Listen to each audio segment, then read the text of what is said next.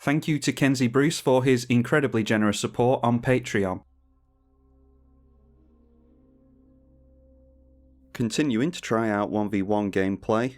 During this recording session I have done the poll now, and a lot of you said that you wanted to see it return, so hopefully you're true to your word and actually watch these.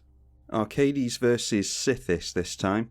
Gonna keep this one. Got some ramp and can get Arcades out on turn 3, which isn't terrible. Typically want to get Arcades out before anything else. I am in the regular commander room as well, so this is the regular commander rules with the regular commander banned list. And you can choose to play against one opponent, of course. Seeing Esper Sentinel on turn 2 for the Celestia player. They do miss a land drop. We're about to give them a card draw. Let's drop the Forest and go for the Arcane Signet. Don't want to slow down for the Esper Sentinel. And they might scoop to getting no lands anyway, so we'll try and help them out. Managing to make a land now, and they'll get another one. That's Sylvan Scrying, search for any land. And just deciding to go for a plain old basic plains. Tapping us for one with the Sentinel as well. We start at 40 life in this room as opposed to the 30 life in the regular 1v1 room. So not too worried about getting pinged like that. Could get down Arcades here, but I'm going to feed even more card draw to my opponent. Go for the Guardian Project so that we can try and start drawing into walls. We'll draw one off of Arcades coming into play. And our opponent gets their commander down in Sythis. Luckily for us, it came down very slowly on turn 4. There's another wall for us, so yeah, we're just going for Arcades, and we're going to have it cantrip here on the Guardian Project. Draw yet another land. An enchantment creature in Courser of Crufix. And that does reveal a card off the top, because they can play lands off the top. Gift of Paradise is some ramp for them. Alright, and getting into another wall. So, we've got 6 mana this turn. Could go for Wall of Tears, but I think we go for the 2/3 drops. Maximise our mana. So we'll play Wall of Frost first of all. That is going to hit for 7 if it's allowed to swing in next turn. Draw into a Fog Bank, so really getting into the walls here. Also draw Noetic Scale so we can bounce all of our opponent's creatures. Although Sythis is going to keep a full hand, so yeah, not sure how successful we're going to be with this. Go for the Hover Barrier as well, Defender Flying with a 0/6 body. And with that, draw into Vine Trellis and another land, so doing pretty well here. Swinging with our commander, it can fly over the top of everything, only deals 3 damage, doesn't deal damage equal to its toughness, Arcades. Our opponent has a land on top now, so they can play that straight away, and they do. Now revealing Divine Visitation, no token makers yet, thankfully. They do go for, and that's relevant to us, a Sphere of Safety. We're a combat-based deck, so don't want to see a Pillow Fort. They drew into the Divine Visitation and reveal another forest on top. Alright, there's Mystical Tutor. We can go for a board wipe with that. So let's go Mystical Tutor now, before we draw from the Arcades, and we will pay into the Sentinel. Want to leave that land on top. And then could just go for Heliod's Intervention. I think it's better to go for the Cyclonic Rift, and we can just force our opponents to play around that for the next few turns. Then we can drop a land, and let's go for a Fog Bank. Draws us into the Rift, we get another bonus card. Alright, that's a really good one.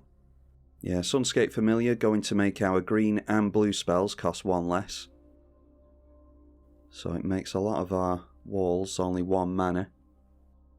So let's go for the Vine Trellis, get the Summoning Sickness away from that, and that will be some ramp for us. Drawing into plenty of removal now in Path to Exile, as well as Beast Within. And unfortunately can't swing in thanks to the Sphere of Safety, so just going for an alpha swing maybe during this game. Discard some lands to hand size. Now revealing Path on top of the library. And then drawing into that with Gift of Paradise, that is enchanting the plains, more ramp for them. And they've got a land on top again now. They're in Greater Oromancy, so they're not being slowed down by the Cyclonic Rift apparently, just going to keep playing into it. I don't see that they have much of a choice really. That does mean we can't blow up Sphere of Safety with Beast Within though. And then making use of the Path to Exile now, I think I still would have done that on my turn to make the land come in tapped during my upkeep. There's every chance that we've got counter magic though. So getting another land into play tapped, Arcades goes back into the command zone. Okay, Wall of Blossoms is going to draw us 3 cards. So we'll play out the Arcades again. Haven't drawn into any of our other wall enablers, so we're going to have to get that down. Okay, and I think a good means of protecting the board is Kolfener's Urn. So play Kolfener's Urn. That will bring all of our stuff back into play upon a board wipe. Just let them draw with the Esper Sentinel. And maybe shouldn't have done that, revealing an Eidolon of Blossoms on the top now.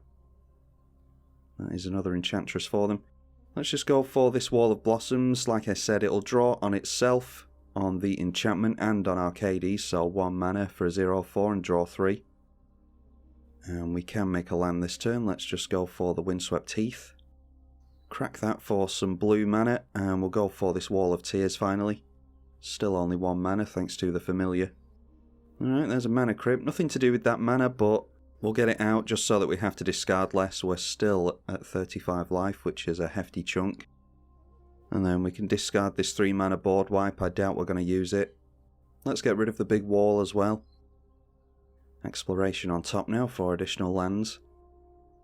Alright, there's an overwhelming splendor, so really trying to force us to use this Cyclonic Rift. I mean, yeah, I think we just pretty much use Cyclonic Rift and get them on the swing back, so I don't see there's much of anything they can do here. Draw into yet another wall this turn. We'll drop the Avamaya.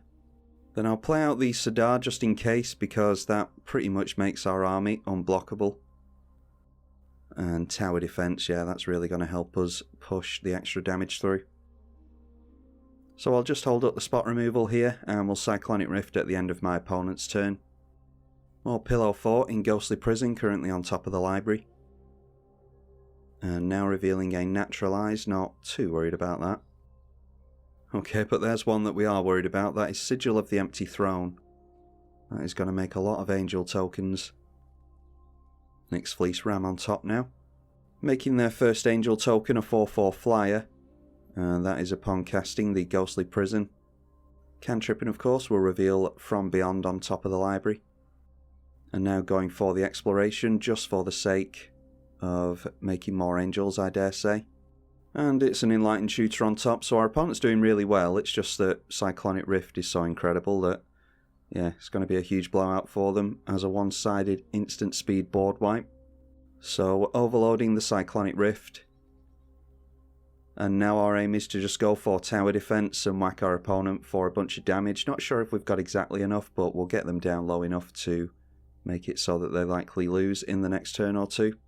And our opponent scoops to that. That's fair enough. They see the writing on the wall. It's going to take them too long to rebuild there, I think. If you enjoyed this visit to Arcades, then be sure to let me know and push it through to your other friends if you think they might be interested. Haven't played with Arcades before, so hopefully you all enjoyed it. I'm tribalkai.